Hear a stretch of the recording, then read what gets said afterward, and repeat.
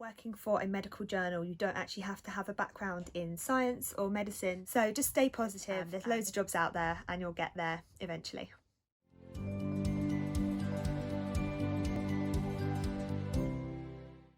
A lot of people want to be an editorial assistant, but that's not the only role in book publishing. There's also medical journals. So today I bring an interview for you with an industry professional and editorial assistant from the Lancet medical journal.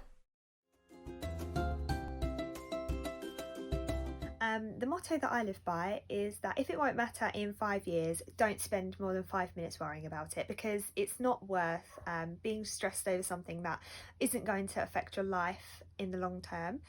So yeah, if it's not going to matter in 5 years' time, then yeah, don't worry about it.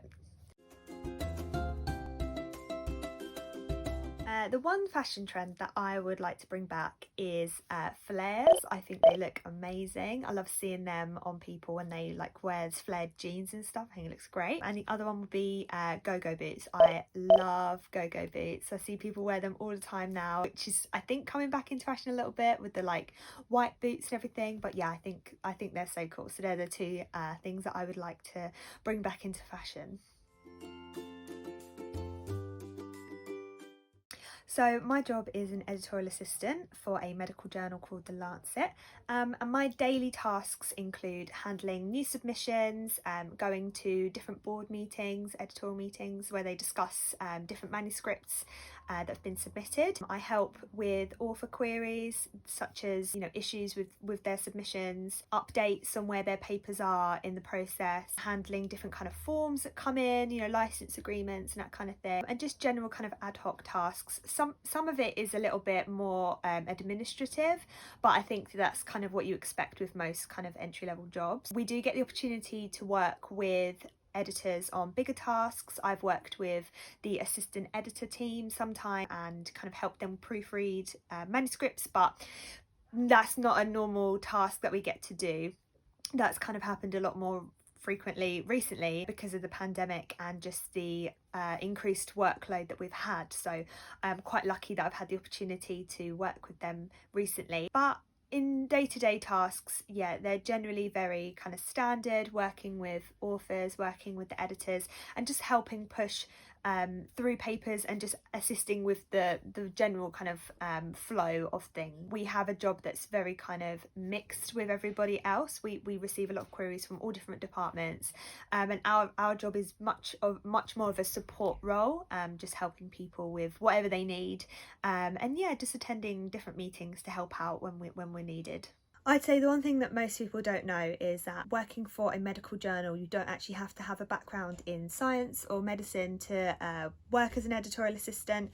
You definitely need it later down the line if that's something that you want to progress into. But working as an entry-level kind of role, you don't need to have a background in that subject. So if you're looking to get into publishing and you don't necessarily have a degree in the type of content that place publishes, I wouldn't worry too much, as you don't necessarily need it to get in the job. So I guess I started by studying English literature at university. I went to the University of Essex, where I graduated in 2019 with a 2-1, and since then I went on to begin my current job at the Lancet in September 2019, where I started on a 6-month contract, which I didn't think was going to go anywhere else. I was just happy to have some experience there, and then that was extended for another 6 months, and then after that I was made permanent in the role. So now I'm a permanent team member. I've been there for almost a year and a half now, and I love working there. It's been great, met some really good people, and I've gained some really good skills working there. So yeah, that's my favourite part of the job is definitely attending the editorial meetings, as they bring so many different papers on all different topics to be discussed. Especially since the coronavirus outbreak, it's been really interesting to see some of the papers that we get submitted on a weekly basis. Some of them are really crazy and really random, and some of them are just really interesting, even though I don't really understand everything that goes on, as I don't have a background in science or medicine. It's still really interesting to listen to some of the things that they talk about and just kind of be like in the loop of like what we're going to put out next week, especially if that involves the press team. It can be quite interesting to see if we're going to publish something that might cause a bit of attention with the press. So yeah, those are really interesting meetings for me to attend, as I kind of get a little bit more of an insight into the editor's role, and what kind of things we're seeing being submitted. Other than that, it can just be really interesting to talk to different authors. They email into our editorial inbox, and yeah, we just go through those and deal with those on a daily basis. So we get some really crazy emails that come in there, and it's really interesting to see some of the questions that we get asked. So we attend a variety of meetings every week. There are a couple that happen on a weekly basis, such as our team meetings that we all go to kind of discuss the main things that are going to be changing, or just general updates that we might need to know about within the team, and if anything is coming up that we need to be aware of, as we are the first point of contact for a lot of authors and reviewers. Other than that, personally, I attend the editorial meetings on a weekly basis, like I mentioned, where we discuss different manuscripts that have come in, and just what we're going to do next steps with those. Other than that, on a monthly basis, we have staff meetings, which is company-wide, and they'll talk about different kind of strategies and just general updates that we might need to be aware of. We do a lot of fundraising and different activities, especially when we were back in the office, and it'd be interesting to have updates on those and how we can get involved. And just we receive updates from senior management, and they're just kind of general updates from them. And then personally, again, I am involved in the culture club, which is kind of like a team of us that put together different activities and events within the team, and just I'm involved with that, which every 2 to 4 weeks, and we talk about different tasks and like the book club that I'm part of, and just different activities, and just give updates about what we can do next. Different fundraisers such as bake sales, moves in the office, raffles, that kind of thing, and yeah, there's just lots going on all the time. So there's lots of meetings to go to, and there's plenty more that I don't go to that I know of that happen every day. So I don't really have any interesting stories as such in regards to papers that I've worked on or anything, but one interesting thing that I've done is I set up a British Sign Language learning group at work. So during COVID, we were looking for things that we could do to help people stay connected in the office, and one of those things I suggested was to start learning British Sign Language, and a group of 10 to 15 of us got together each week, and we went through each session and just practiced a few things together, talked about what we found difficult, what we found quite easy, how we were going with progress and stuff. And that was really important, I think, for a lot of people during COVID. We didn't have a lot of other activities going on. A lot of what we did in the office had to stop as we couldn't see each other.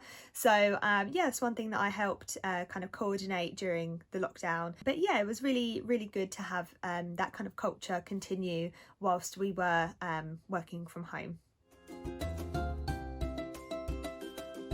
So I'd say the most common career path would definitely be to progress through the company, to go on to be an assistant editor first, maybe become a senior assistant editor, and then you might find that you want to become an actual editor, and work within one of the journals. If you have a specialised background within, say, respiratory medicine or oncology, you might wish to go into that journal and help with them in their specialty knowledge, or you could work as a commission editor within the wider Lancet. But for those who don't have a background in science or medicine and wish to kind of progress in a different sense, I would say it's quite normal for people to stay for about a year or so, and then they'll look to kind of venture into a different company, maybe working in a more specific area within publishing. Maybe they've discovered that they like the marketing aspect and will go to work with that kind of team, or they might just wish to go into trade publishing, and look to get into a publishing house that is working with books,